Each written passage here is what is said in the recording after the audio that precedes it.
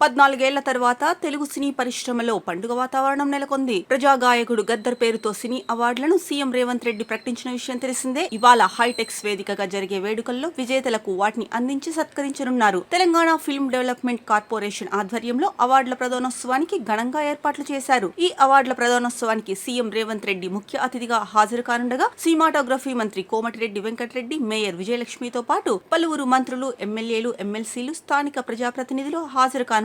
అలాగే గద్దర్ అవార్డులకు ఎంపికైన విజేతలతో పాటు జ్యూరీ చైర్మన్లు జయసుధ, మురళీమోహన్ సహా పలువురు అగ్రతారల రాకతో హైటెక్స్ ప్రాంగణం సందడిగా మారనుంది. సినీ రంగాన్ని ప్రోత్సహించాలనే ఉద్దేశంతో రాష్ట్ర ప్రభుత్వం 10 ఏళ్లుగా మరుగున పడిన అవార్డులను గతేడాది నుంచి పునః ప్రారంభించింది. 2024 సంవత్సరానికే కాకుండా 10 ఏళ్ల అవార్డులను సైతం ప్రకటించి చిత్ర పరిశ్రమలోనూ నటీనటుల్లోనూ ఉత్సాహాన్ని నింపింది. ఇక 2024 సంవత్సరానికి ఉత్తమ చిత్రంగా కల్కికి ఆ చిత్ర హీరో ప్రభాస్ తో పాటు కీలక పాత్రలో నటించిన బిగ్ బి అమితాబ్ బచ్చన్, దర్శకుడు నాగశ్విన్, నిర్మాత అశ్విని దత్ గద్దర్ అవార్డులు అందుకోనున్నారు. అలాగే ఉత్తమ నటుడిగా పుష్ప 2 చిత్రానికి అల్లు అర్జున్ ముఖ్యమంత్రి చేతుల మీదుగా అవార్డును స్వీకరించబోతున్నారు. ఉత్తమ నటిగా 35 ఇది చిన్న కథ కాదు చిత్రానికి నివేద థామస్ గద్దర్ తెలంగాణ పురస్కారాన్ని అందుకోనుంది. ఇక ఉత్తమ జాతీయ సమగ్రతా చిత్రంగా కమిటీ కుర్రోళ్లు, చారిత్రక విభాగంలో హెరిటేజ్ చిత్రంగా రజాకార్, ఉత్తమ ప్రజాదరణ చిత్రంగా ఆయ్, ఉత్తమ బాలల చిత్రంగా 35 ఇది చిన్న కథ కాదు చిత్ర బృందం గద్దర్ తెలంగాణ ఫిల్మ్ అవార్డులను అందుకోనున్నాయి. ఇక మిగతా విభాగాల్లో అవార్డులకు ఎంపికైన విజేతలకు అతిథులు అవార్డులను ప్రదానం చేయనున్నారు. 10 ఏళ్ల చిత్రాలతో పాటు సినీ రంగంలో విశేష సేవలందించిన ప్రముఖుల పేరుతోనూ రాష్ట్ర ప్రభుత్వం ఈ ఏడాది